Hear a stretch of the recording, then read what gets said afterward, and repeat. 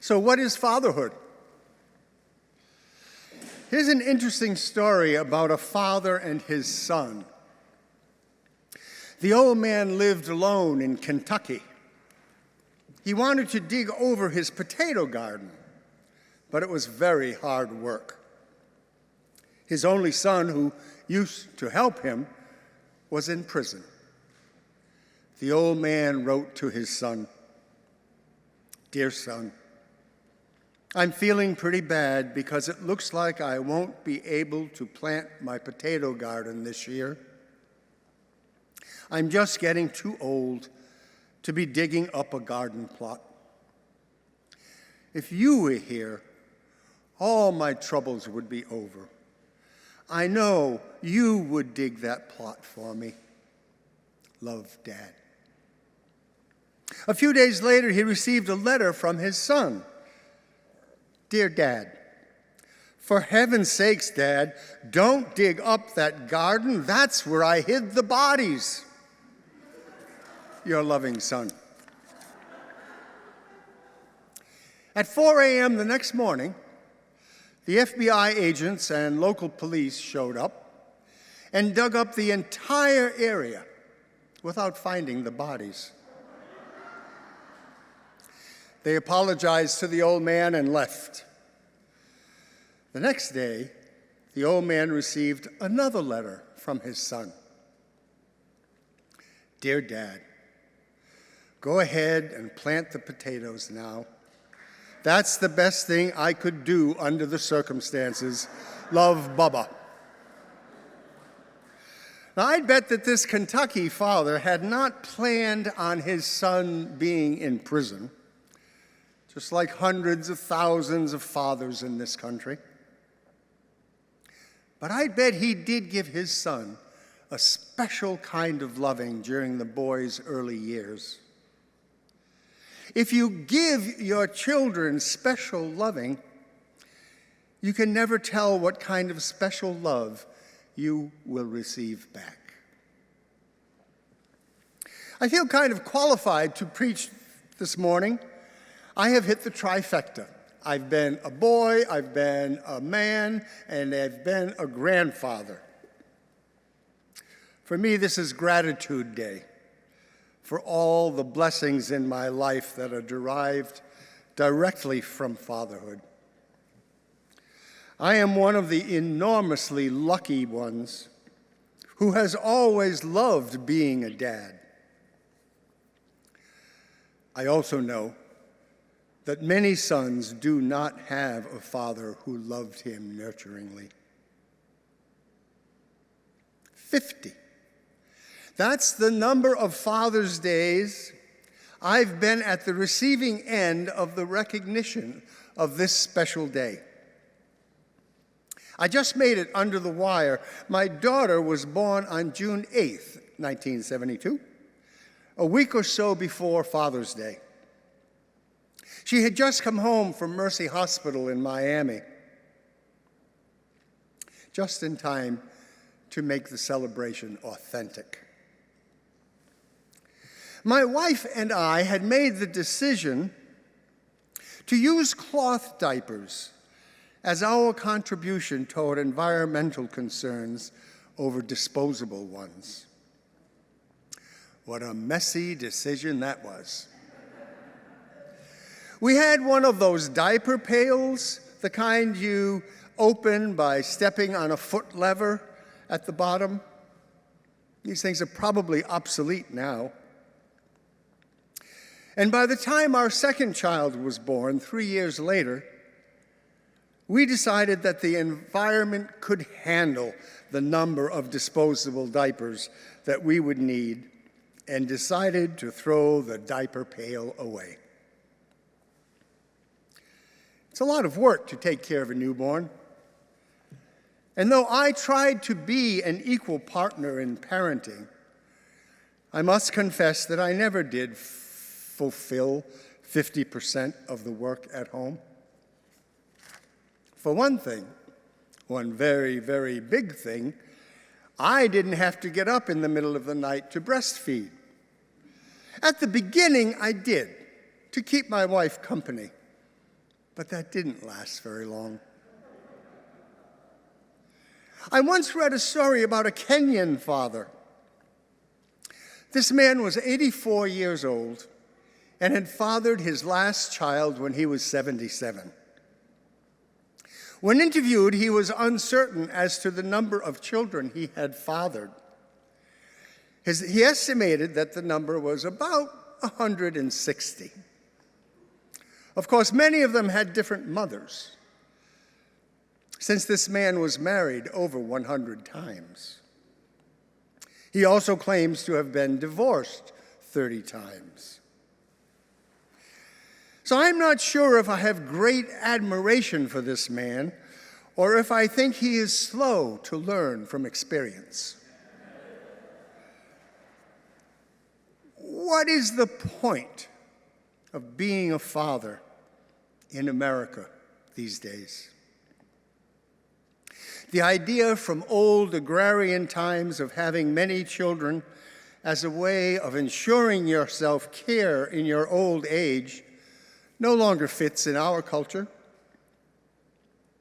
I would certainly like to believe that when couples marry, their decision to have children represents a high point in their marriage and reflects their love and commitment to each other.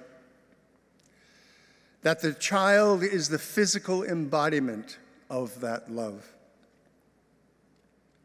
A father wants to continue his lineage through his children and to be part of the miracle of passing on a piece of himself through the loving and nurturing of a new being who is filled with potential to carry on the promise of long-held generational dreams. A father wants a child that he can love and take delight in, as the power of creation manifests the joys that only a newborn can fulfill, and to instill in that child a knowing of love and purpose that transcends ordinary understanding. Those of us who have been there know that it doesn't always turn out the way a new father wants.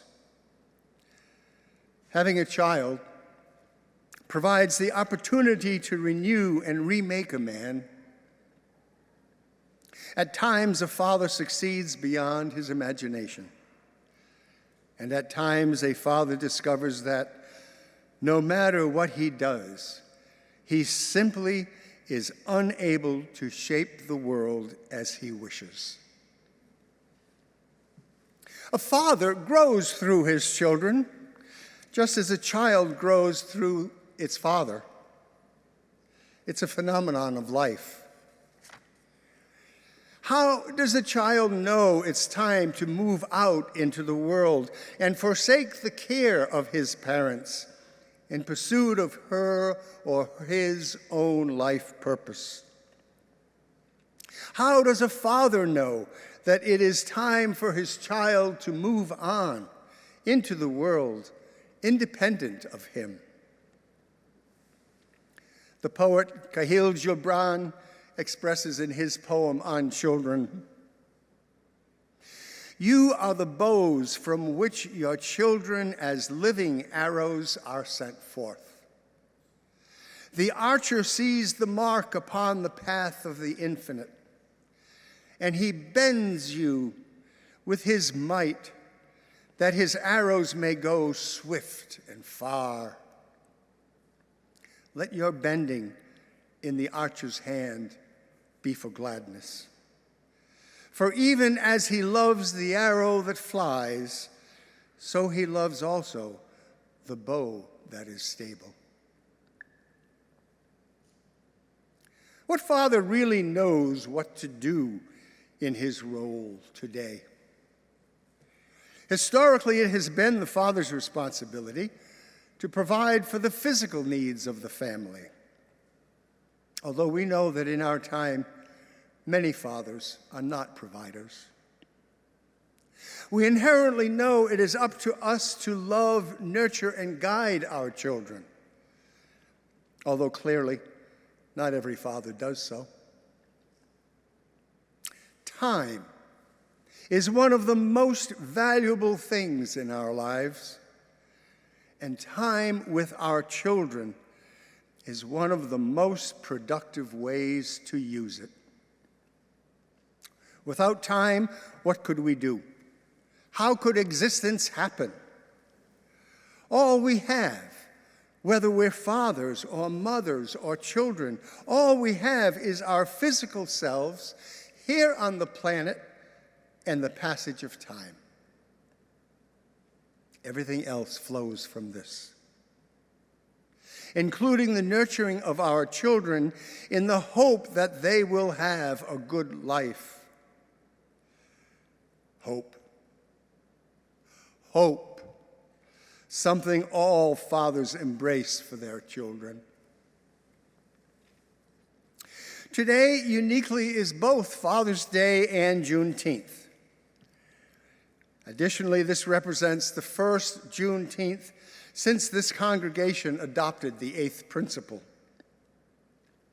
Juneteenth is a celebration of freedom. And as a white guy, I need to educate myself about that. It is not exclusively an African American holiday. Juneteenth, I think, ought to be an American celebration of hope that our nation will deliver on its promises to every citizen. And what American does not need all the hope there is available in these times, in these post-George Floyd times, in these post-Trevor Martin times, in these post-Tops Supermarket, Buffalo, New York times. I not only hope for America, I pray for America. So as a white man, I've neither received nor given the talk one hears about between African American fathers and sons.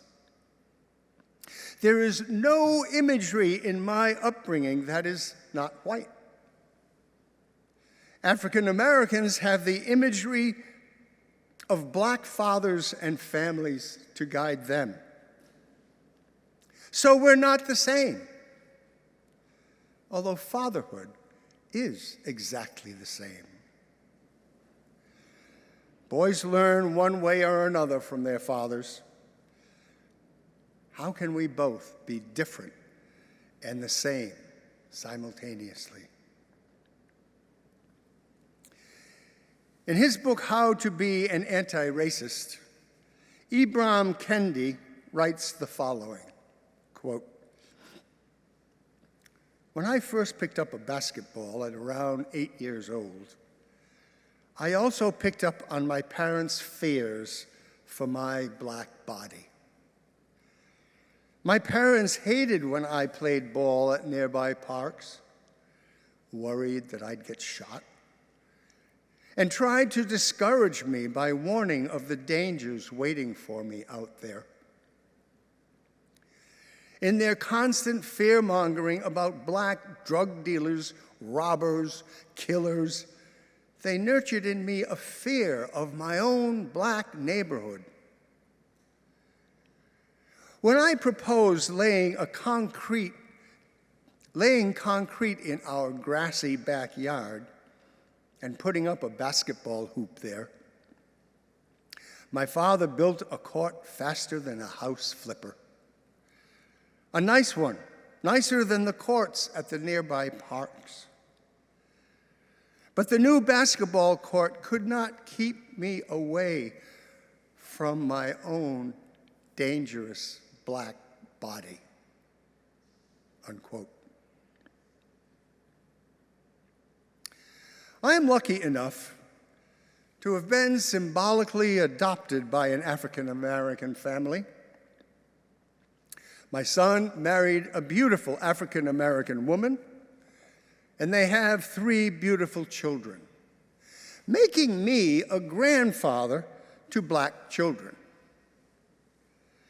At family gatherings where my daughter-in-law's family are present, I get to share firsthand in traditions from their family's past, including a seemingly endless commitment to the ongoing care and nurturing of their whole extended family. I defer to my grandson's other grandfather to share any vital talks about blackness and safety. In my mind, that June 19th, 1865, when the U.S. Army brought word of emancipation to Galveston, Texas,